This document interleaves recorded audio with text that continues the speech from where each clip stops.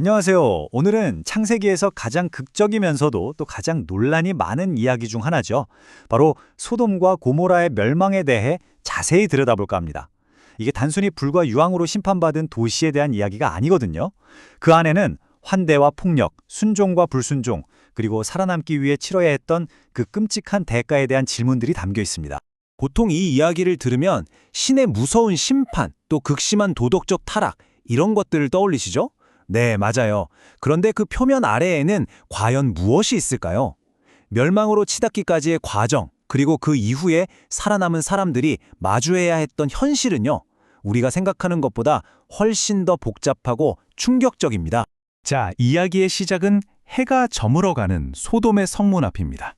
모든 게 어둠에 잠기기 시작할 무렵 낯선 방문객 두 사람이 도착하는데요. 바로 천사들이었죠. 그리고 이들을 가장 먼저 맞이한 사람은 롯이라는 남자였습니다. 롯은 정말 극진하게 손님을 대접하려고 합니다. 당시 고대 사회에서 손님을 환대하는 건 신성한 의무나 마찬가지였거든요. 하지만 소돔의 다른 사람들은 전혀 다른 아주 끔찍한 방식의 환대를 준비하고 있었어요. 손님들이 집에 들어와 채 쉬기도 전에 롯이 베푼 환대는 순식간에 최악의 상황으로 치닫습니다. 정말 놀랍게도 젊은이부터 노인까지 도시의 남자란 남자는 전부 몰려와서 롯의 집을 둘러싸고는 이렇게 소리치기 시작한 겁니다. 정말 소름 돋는 요구죠. 손님을 보호해야 한다는 그 신성한 의무감과 아버지로서의 책임감 사이에서 롯은 절박한 나머지 정말 상상하기도 힘든 끔찍한 제안을 하고 맙니다. 차라리 자기 딸들을 내어줄 테니 손님들만은 제발 해치지 말아달라고 군중에게 애원하는 거죠. 하지만 군중은 롯의 제안을 들을 생각도 안 합니다. 오히려 어디서 굴러온 이방인 주제에 우리를 심판하려 드냐면서 분노하죠.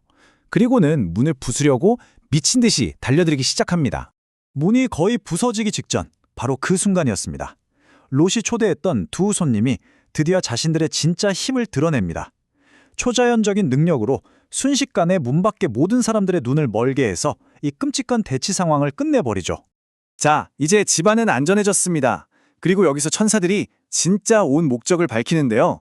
그건 바로 이 도시는 곧 멸망할 운명이니 지금 당장 탈출해야 한다는 거였습니다. 천사들이 내린 지시는 아주 구체적이고 절대적이었습니다. 온 가족을 데리고 즉시 떠나라. 평지 어귀에도 머물지 말고 산으로 곧장 도망쳐라. 그리고 가장 중요한 것, 무슨 일이 있어도 절대로 뒤를 돌아보지 마라. 이건 그야말로 생사가 걸린 규칙이었습니다. 그런데 말이죠. 이 긴급한 탈출 계획이 시작부터 틀어지기 시작합니다. 롯이 곧 도시가 멸망할 거라고 사위들에게 필사적으로 경고했지만 사위들은 이걸 그냥 장인어른의 이상한 농담쯤으로 여기고 무시해버려요. 여기서 정말 놀라운 점은, 아니 어쩌면 좀 답답한 부분은 이 모든 걸 직접 겪고도 롯이 망설였다는 겁니다. 자기 집을 떠나기를 주저하면서 꾸물거린 거죠. 결국 천사들이 보다 못해 신의 자비로 그의 가족들 손을 하나하나 붙잡고 도시 밖으로 거의 강제로 끌어내야만 했습니다. 자, 이제 이 이야기에서 가장 유명하면서도 가장 비극적인 순간으로 넘어가 보죠. 모든 운명이 단 하나의 지시, 뒤돌아보지 말라는 그 명령에 달려 있었습니다. 하늘에서 유황과 불이 비처럼 쏟아져 내리고 자신들이 평생을 살아온 도시와 그 안에 있던 모든 것들이 불타 사라지는 바로 그 순간, 롯의 아내는 뒤에 남겨두고 온 것들에 대한 미련을 끝내버리지 못하고 금지된 명령을 어기고 맙니다. 그러니까 여기서 중요한 건 말이죠. 그 불순종의 결과가 정말 즉각적이고 또 돌이킬 수 없었다는 겁니다. 그 대혼란 속에서 살아남은 사람은 몇 명이었을까요? 소돔의 모든 인구와 롯의 사위들을 포함한 가족들 중에서 살아남은 사람은 단 3명이었습니다. 롯과 그의 두 딸, 딱 3명뿐이었죠. 하지만 이야기는 파괴로 끝나지 않습니다. 생존자들이 겪어야 했던 그 이후의 이야기는 어쩌면 도시의 멸망만큼이나 충격적일지도 모릅니다. 가까스로 피신한 작은 성읍에서 사는 것마저 두려워진 롯과 두 딸은 결국 그곳마저 떠나 산속의 한 동굴로 숨어 들어갑니다. 세상으로부터 완전히 고립된 채로 말이죠. 온 세상이 멸망했고 이제 남은 건 우리뿐이라는 그 끔찍한 고립감과 공포 속에서 두 딸은 가문의 대를 이어야 한다는 절박함에 사로잡힙니다. 그리고 상상조차 할 수 없는 계획을 세우게 되죠. 이틀 밤에 걸쳐서 딸들은 차례로 아버지에게 술을 잔뜩 먹여 취하게 한 뒤에 계획을 실행에 옮깁니다.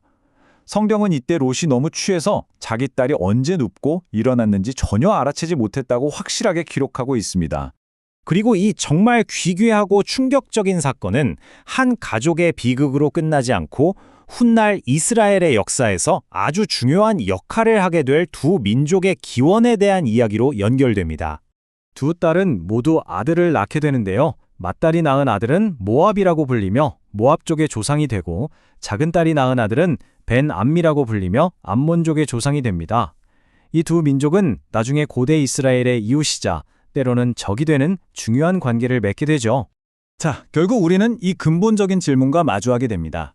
과연 이 이야기는 신의 심판 속에서 구원받은 의로운 사람의 생존기일까요? 아니면 생존이라는 목표 앞에서 도덕과 윤리가 완전히 무너져 내린 한 가족의 비극적인 이야기일까요? 성경은 어느 한쪽의 답을 내려주지 않습니다. 그저 이 불편하고 어려운 질문을 우리에게 그대로 던져주고 있는 거죠.